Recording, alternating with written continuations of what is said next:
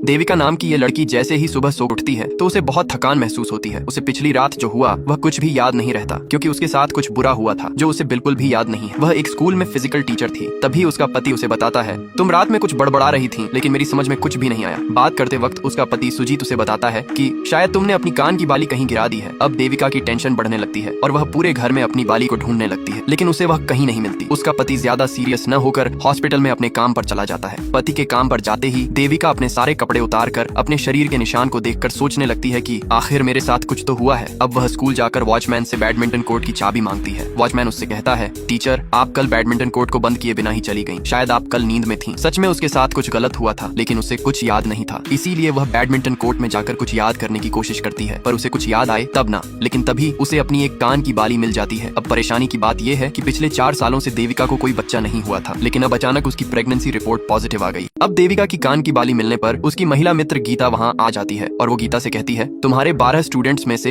8 students ने top किया है। लेकिन गीता उससे कहती है, तुम अभी भी उदास लग रही हो। लेकिन देविका उसे कुछ नहीं बताती। जब उसे पता चलता है कि उसकी प्रेगनेंसी रिपोर्ट पॉजिटिव है तो वो उसे कैंसिल करने के लिए खुश नहीं थी, क्योंकि उसे पक्का यकीन और डर था कि यह बेबी उसके पति का नहीं किसी और का है। लेकिन किसका यह उसे भी पता नहीं था। इसीलिए उसने यह बात अपने पति को ना बताने का फैसला किया। लेकिन जब उसने फिर से गीता से बातचीत की तो गीता ने उसे बताया, यह सब केवल तुम्हारे मन का भ्रम है और अगर तुम्हें सच में कोई परेशानी है तो तुम्हें एक साइकियाट्रिस्ट के पास जाना चाहिए। तो देविका गीता से कहती है, शायद मेरे साथ किसी ने गलत काम किया है, लेकिन मुझे कुछ भी याद नहीं। अब रात को देविका अपने पति से दूर होकर अकेले कमरे में इंटरनेट पर अपना MMS ढूंढने लगती है, क्योंकि उसे शक था कि कहीं उसका MMS बनाकर किसी ने लीक तो नहीं कर दिया। लेकिन तभी उसका पति वहाँ आ गया और वो कैलेंडर को देखकर उसे पूछने लगा, कहीं तुम्हारे पीरियड्स तो नहीं आ गए। देविका ने उसे हाँ कहकर कमरे से बाहर भेज दिया और टेंशन के मारे वहीं सो गई। अगले दिन देविका ने गीता की मदद से स्कूल के CCTV फुटेज और सारे स्टूडेंट्स के रिकॉर्ड्स मंगवा लिए, लेकिन उसे वहाँ भी कुछ नहीं मिला। अब देविका को CCTV फुटेज और स्टूडेंट्स रिकॉर्ड्स में कुछ भी नहीं मिलता। शाम को देविका का पति और उसका दोस्त घर में दारू पार्टी कर रहे होते हैं। इतने में उसका दोस्त उससे सिगरेट जलाने के लिए लाइटर मांगता है। लाइटर ढूंढते वक्त उसे गलती से अपनी पत्नी की प्रेगनेंसी रिपोर्ट्स मिल जाती हैं। यह देखकर वह बहुत खुश हो जाता है और ये बात अपने दोस्त को बताता है। दोस्त उसे बधाई देते हुए कहता है, सुजीत मुझे पता था कि तू एक दिन बाउंड्री पार छक्का मार ही देगा। ये सुनकर सुजीत फूला नहीं समाता, लेकिन उसे यह नहीं पता था कि उसकी पत्नी के साथ कुछ ऐसा हुआ है जो उसे भी मालूम नहीं है। रात के समय सुजीत अपनी पत्नी देविका से बात करने की कोशिश करता है, लेकिन देविका बीमार होने का नाटक करती है। सुजीत को लगता है कि शायद वह उसे सरप्राइज देने के लिए ऐसा कर रही है। अगले दिन टीचर को उसके ही स्टूडेंट संदीप के भाई अखिल की शादी का कार्ड मिलता है। देविका सुजीत से अपनी माँ की तबीयत का बहाना बनाकर अपने गांव चली जाती है, क्योंकि संदीप का घर उसी के माँ के गांव के पास था। उसे शक था कि यह सारा कांड उसके स्टूडेंट्स ने मिलकर किया है। वह वहां पहुंच जाती है। शादी के हंसी खुशी के मौके पर कोई दूल्हे के ऊपर एसिड फेंक कर चला जाता है। यह काम अखिल की एक्स गर्लफ्रेंड का होता है, जो इस शादी से बिल्कुल भी खुश नहीं थी। अब परेशानी की बात यह है कि सुजीत को डॉक्टर से पता चलता है कि देविका उसके बच्चे का एबॉर्शन कराना चाहती है। अब काफी रात होने के बाद संदीप टीचर को बस स्टैंड पर छोड़ने के लिए जाता है। रास्ते में टीचर उससे अपने बाकी दोस्तों के बारे में पूछती हैं। इस पर संदीप टीचर को बताता है कि अब तो सारे दोस्त सेटल हो गए हैं। अब देविका अपने घर पहुंचकर यह सारी बात अपनी छोटी बहन को बताती है। यह सुनकर उसकी बहन रोने लगती है और उसे हिम्मत से काम लेने की सलाह देती है। दूसरी तरफ जब सुजीत को पता चलता है कि देविका अपने बच्चे का अबॉर्शन कराना चाहती है तो उसे यह जानकर बड़ा धक्का लगता है, क्योंकि इतने सालों बाद उनके घर में कोई बच्चा आने वाला था। इसी बीच देविका अपने पिता के एक गहरे दोस्त से मिलती। उनसे मिलने पर उसे पता चलता है कि उसके पिता पहाड़ तोड़ने का काम करते थे, जिसके लिए वे बॉम्ब बनाया करते थे। 18 साल पहले उसके पिता की मौत हो चुकी थी। इसके बाद देविका अपने घर लौट जाती है। घर पहुंचने के बाद उसे उल्टी होने लगती है। यह देखकर सुजीत उसके बच्चे और प्रेगनेंसी के बारे में पूछने लगता है। इसीलिए देविका उसे सब कुछ बताने लगती है। अब फ्लैशबैक में दिखाया जाता है कि देविका के स्कूल में एक बड़ा स्पोर्ट्स कंपटीशन होता है, जिसमें दूसरे स्कूल के स्टूडेंट्स ने भी भाग लिया था। इवेंट खत्म होने के बाद सभी वहां से जा चुके थे, लेकिन कुछ स्टूडेंट्स अभी भी बैडमिंटन ग्राउंड में मस्ती कर रहे थे। टीचर उन्हें भी जाने के लिए कहती है। तभी उनमें से एक बच्चा, जिसका नाम मार्टिन है, टीचर को अच्छी ट्रेनिंग देने के लिए एक कैंडी देता है। टीचर उस कैंडी को खाते। अब संदीप जब टीचर को छोड़ने के लिए बस स्टैंड पर जा ही रहा था तो टीचर उससे कहती है, जरा रुको,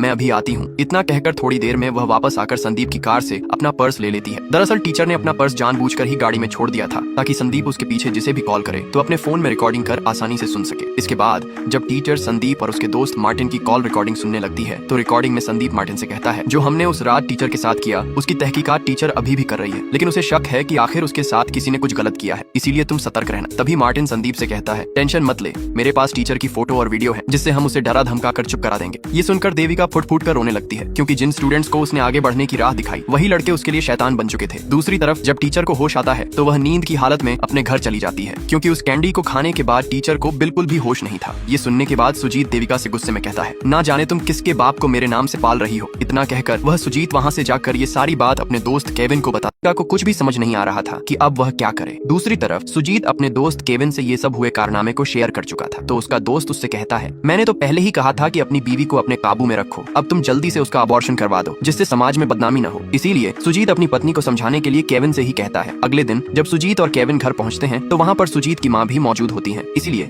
सुजीत अपनी माँ को बाहर ले जाता है। तभी केविन देविका के साथ हुए उस हादसे के बारे में बातें करते हुए कहता है, तुम बच्चे का अबॉर्शन करवा लो। ये सुनकर देविका गुस्से में आकर केविन को अपने घर से बाहर कर देती है। रात को देविका सुजीत से कहती है, यह बात तुम मुझसे भी कर सकते थे, मेरे पति तुम हो न कि केविन। इतना सुनकर सुजीत को अपनी गलती का एहसास होने लगता है। अगले दिन देविका उन स्टूडेंट्स के खिलाफ पुलिस कंप्लेंट करवाने जाती है, लेकिन सुजीत उसे मना करते हुए कहता है, तुम पुलिस कंप्लेंट मत करो क्योंकि पुलिस तुमसे बहुत गंदे गंदे सवाल करेगी और हमारी समाज में क्या ही इज्जत रह जाएगी। यह सुनकर देविका समझ जाती है कि सुजीत उसकी पुलिस कंप्लेंट नहीं करवाना चाहता। इससे देविका गुस्से में वहाँ से चली जाती है। दूसरी तरफ ऑफिस के सभी लोग सुजीत का मजाक उड़ाने लगते हैं क्योंकि केविन ने उसकी पत्नी की बात पूरे हॉस्पिटल और स्टाफ में फैला दी थी। ये सुनकर गुस्से में आकर सुजीत केविन को बुरी तरह मारने लगता है। अब सुजीत की माँ देविका को उसकी लड़ाई खुद ही लड़ने को कहती है, इसलिए देविका अपने मायके चली जाती है। अगले दिन जब सुजीत अपनी माँ से कहता है, तुमने देविका को जाने क्यों दिया, तभी उसकी माँ उसे खरी खोटी सुनाते हुए कहती है, इस बुरे वक्त में तुझे अपनी पत्नी का साथ देना चाहिए, समाज क्या बोलेगा उसके डर से पीछे नहीं हटना चाहिए। वहीं दूसरी तरफ देविका एक अजमल नाम के व्यक्ति से मिलती है। अजमल के पिता ने ही देविका को मार्शल आर्ट्स की कड़ी ट्रेनिंग दी थी, लेकिन उनके गैंगस्टर बनने के बाद देविका उनसे नफरत करने लगी थी। तभी अजमल देविका को बताता है, मेरे पिता बुरे लोगों को सबक सिखाने के लिए ही गैंगस्टर बने थे। यह सुनकर देविका का नजरिया ही बदल जाता है। तभी देविका के पास किसी का कॉल आता है और वह उसे नवीन की पूरी जानकारी और लोकेशन बता देता है। इसके बाद देविका नवीन के पास जाकर उसे चिपकने लगती है और उसे रात को मिलने के लिए बुलाती है। नवीन की खुशी का ठिकाना नहीं रहता और उन दोनों के बीच चैटिंग शुरू हो जाती है। अब देविका उसे एक लोकेशन पर बुलाती है। तभी हमें पता चलता है कि जिस आदमी ने देविका को कॉल कर नवीन के बारे में पूरी जानकारी दी थी, वह देविका की सांस के कहने पर ही उसकी मदद कर रहा था। लेकिन अब परेशानी की बात तो ये है कि जैसे ही देविका नवीन के कमरे में जाती है, सारे स्टूडेंट्स मिलकर देविका को घेर लेते हैं। अब देविका अपने हेल्पर के साथ ही नवीन को निपटाने का प्लान बना रही थी। अगले दिन जब देविका नवीन से मिलने उसके घर जाती है तो उसका हेल्पर उससे कहता है, मुझे जरा थोड़ा काम है इसीलिए मैं थोड़ी देर से आता हूँ। लेकिन देविका अपने हेल्पर के बिना ही अकेले नवीन के घर पहुंच जाती है। वहाँ नवीन उसे जगह जगह छूने और किस करने लगता है, लेकिन अचानक नवीन उसे एक थप्पड़ लगा देता है और कहता है, मैं तुम्हारे बिछाए जाल में नहीं फंसने वाला, मेरे दोस्तों ने मुझे पहले से ही अलर्ट कर दिया था, अच्छा होगा तुम यहाँ से फौरन चली जाओ। हाँ, हमने तुम्हारी वीडियो बनाई थी लेकिन अब हम उसे डिलीट कर रहे हैं, अब तुम ये किस्सा खत्म करो और यहाँ से चलती बनो। जाते वक्त भी नवीन टीचर को किस कर देता है। इसके बाद देविका गुस्से में आकर अपनी हेल्पर के बगैर ही उनसे अकेले लड़ने लगती है। वहाँ पर वह अपने मार्शल आर्ट्स का इस्तेमाल करती है और उन हरामी स्टूडेंट्स को पटक पटक कर धोने लगती है। तभी दो स्टूडेंट्स वहाँ से भागने की कोशिश करते हैं, लेकिन तभी वहाँ वही आदमी आ जाता है जिसे उसकी सांस ने मदद के लिए भेजा था। वह उन स्टूडेंट्स को अंदर ले जाकर उनकी जमकर धुलाई करता है। आखिर में देविका अपना बदला लेने के लिए उनके प्राइवेट पार्ट पर बम लगाकर उसे उड़ा देती है, जिससे वह अपने साथ हुई उस गंदी हरकत का बदला ले लेती है। इसी के साथ ये मूवी यहीं खत्म हो जाती है।